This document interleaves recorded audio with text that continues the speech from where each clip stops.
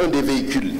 Et il faudrait dire que c'était une situation qui était une situation surréaliste.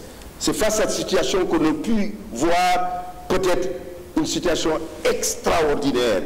Il n'en fut pas le cas, parce qu'il fallait réunir les imams, il fallait réunir les pères de famille, il fallait réunir les responsables politiques pour que cette jeunesse se calme et qu'elle n'opte pas pour le chemin de la violence, mais qu'elle se dise que cet État-là assure la sécurité et la justice pour tous.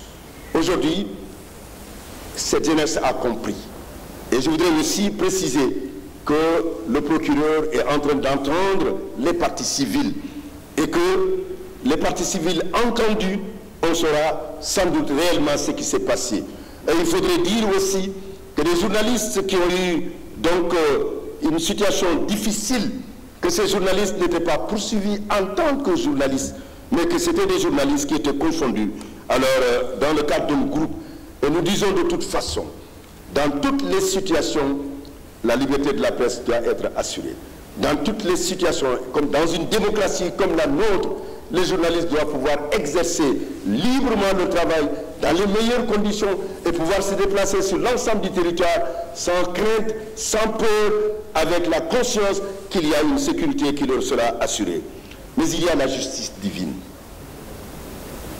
Ceux qui veulent se réfugier quelque part et ne pas se signaler, après ce qui s'est passé, il y a Dieu qui voit tout. Il voit tout et il nous l'a dit. Et je parle sous le contrôle, cette fois-ci du président et de l'imam, le président Moustapha Niasse.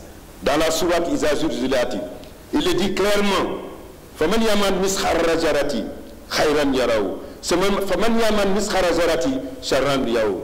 Celui qui commet un atome de mal, un atome de bien, il le verra. Celui qui commet un atome de mal, le verra. Je pense que vous pouvez le préciser, puisque le Coran est votre compagnon de tous les jours. C'est cela. Donc justice divine aussi sera rendue.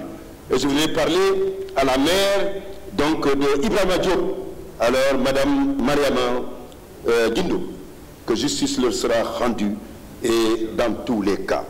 Et je le demanderai encore une fois à tous ces jeunes, à ces populations qui ont connu cette émotion intense de savoir aussi tout simplement accepter que le verdict aussi divin sera là. Mais en attendant, le verdict de l'état de droit s'exercera et il sera visible. Il est le garant de notre démocratie, mais il est le garant de notre vouloir vivre, mais il est le garant de la sécurité et de la liberté de chacun d'entre nous. Cela est important à souligner. C'est ce que je voulais dire avec